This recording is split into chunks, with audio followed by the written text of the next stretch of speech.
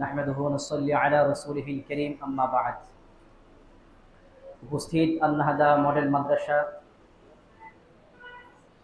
হিফজুল কোরআন বিভাগের সবক অনুষ্ঠানে সম্মানিত মেহমানবৃন্দ, আল-নাহাদা ফাউন্ডেশনের সম্মানিত senior vice chairman doctor Kamrul Hasan সাহেব, হজ ক্যাম্প জামি মসজিদের সম্মানিত ইমাম ও খতিব এবং আল-নাহাদা মডেল মাদ্রাসার সম্মানিত প্রিন্সিপাল এবং ভাইস প্রিন্সিপাল, অন্যান্য শিক্ষক মণ্ডলী, আমার সামনে উপবিষ্ট ছাত্রছাত্রীবৃন্দু এবং তাদের অভিভাবকবৃন্দু, সকলকে অন্তরস্থল থেকে জ্ঞাপন করছি মোবারকবাদ। সবটুকু শুকরিয়া আদায় করছি আল্লাহ রাব্বুল আলামিনের উপর, যে আল্লাহ রাব্বুল আলামিন আমাদের সকলকে একটা দ্বীনি পরিবেশে, দ্বীনি মজলিসে বসার মতো তৌফিক দিয়েছেন। এজন্য সকলে শুকরিয়া আদায় করছি আলহামদুলিল্লাহ।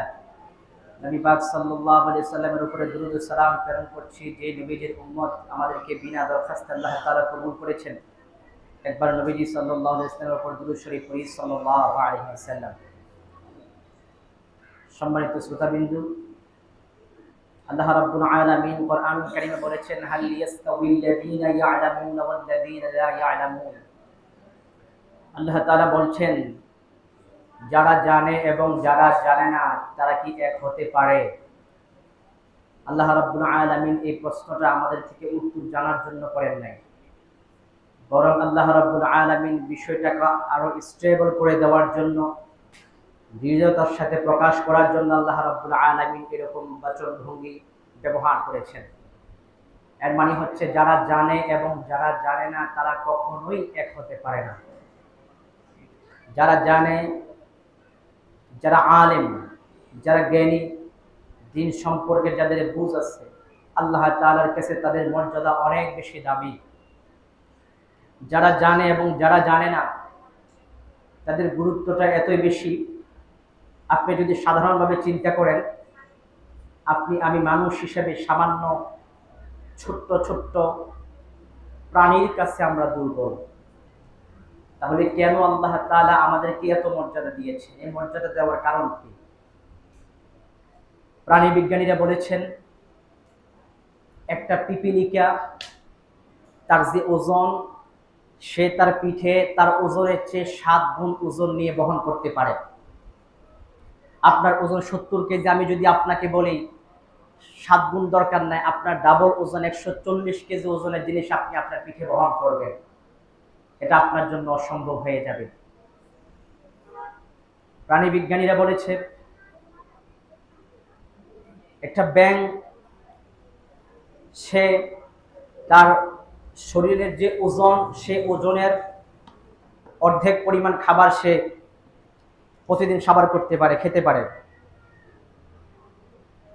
তাহলে আপনার ওজন যদি হয় 70 কেজি, আমি যদি আপনাকে বলি আপনি প্রতিদিন 35 কেজি ওজনের খাবার খাবেন, এটা আপনার পক্ষে সম্ভব না। তার মানে একটা পিপিলিকার সাথে তুলনা করলে আমি আর আপনি কতটা উইক, একটা ব্যাঙের সঙ্গে তুলনা করলে আমি আর আপনি কতটা উইক। আবার মরুভূমির জাহাজ, যাকে বলা হয় উট, সে মরুভূমির উটগুলা যখন মরুভূমিতে চলে, মরুভূমিতে যখন সাইমুন ঝড় হয়, তখন সেই উটগুলা মাটির নিচে দাবা পড়ে থাকে, এজন্য অনেকদিন তারা পানি পান করতে পারে না। বিজ্ঞানীরা বলেছে যে একটা উট, সে তার ভিতরে যে রিজার্ভ যে অক্সিজেন থাকে, সে অক্সিজেন দিয়ে সে 15 থেকে 20 দিন পর্যন্ত সেই রিজার্ভ অক্সিজেন দিয়ে বাঁচতে পারে। অথচ আপনাকে আমাকে যদি বলা হয় মাত্র 3 সেকেন্ড নিঃশ্বাস বন্ধ করে বাঁচার চেষ্টা করেন, এটা অসম্ভব হয়ে যাবে। কিন্তু একটা উট 15 দিন পর্যন্ত প্রাণীবিজ্ঞানীরা বলেছে সে রিজার্ভ অক্সিজেন দিয়ে বাঁচতে পারে। তাহলে একটা উটের তুলনায় আমি আর আপনি কতটা দুর্বল?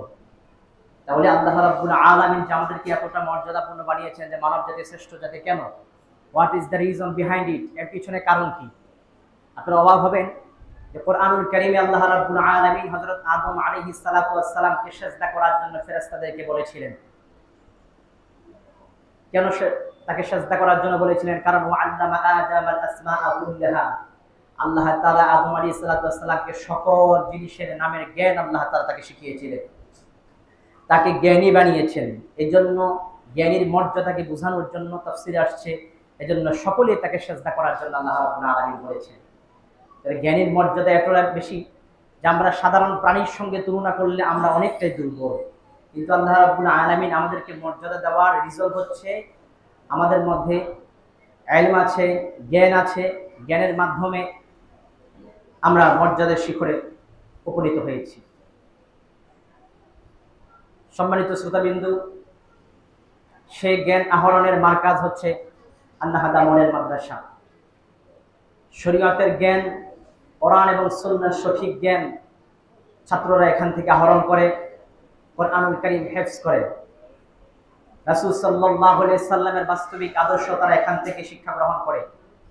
রাসূল সাল্লাল্লাহু আলাইহি সাল্লামের আদর্শে নিজেরা একজন আদর্শ মানুষ হিসেবে গড়ে তোলার প্রত্যয় নিয়ে আন্নাহাদা মডেল মাদ্রাসা এগিয়ে যাচ্ছে। ইংল্যান্ডের ব্রিটিশ মিউজিয়ামে সামনে সাদা পাথরে খোদাই করে লেখা আছে, as a father, as a teacher, as a low giver, as a low maker, as a reformer of the society, Muhammad সাল্লাল্লাহু আলাইহি ওয়াসাল্লাম is the Superman of the world. একজন বাবা হিসেবে, একজন শিক্ষক হিসেবে, একজন সমাজ সংস্কারক হিসেবে, একজন আইন প্রণেতা হিসেবে হযরত মুহাম্মদ সাল্লাল্লাহু আলাইহি ওয়াসাল্লাম হচ্ছেন একজন শক্তিশালী মহামানব।